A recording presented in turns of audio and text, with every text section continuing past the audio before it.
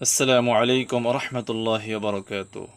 সম্মানিত ভাই বোনেরা, আমরা মুসলমানেরা আমরা সকলেই নামাজ আদায় করে থাকি, কিন্তু আমরা কতজন আছি যে আমরা মনোযোগ দিয়ে আমরা খুশু এবং খুজু এর সাথে সালাত আদায় করতে পারি।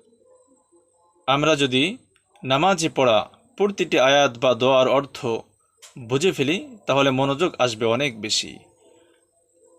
আপনি যখন ইয়্যাকা না'বুদু ওয়া ইয়্যাকা নাস্তাঈন বলবেন, তখন অনুভব করুন আপনি এটা বুঝতে পারবেন যে আমি সত্যিই আল্লাহর কাছে সাহায্য চাইছি। আমরা যেটাকে ভালোবাসি সেটাতেই তো আমরা বেশি মনোযোগ দিই, তাই না? নামাজকে ভালোবাসুন, ভাবুন এই নামাজই আমার জান্নাতের চাবি।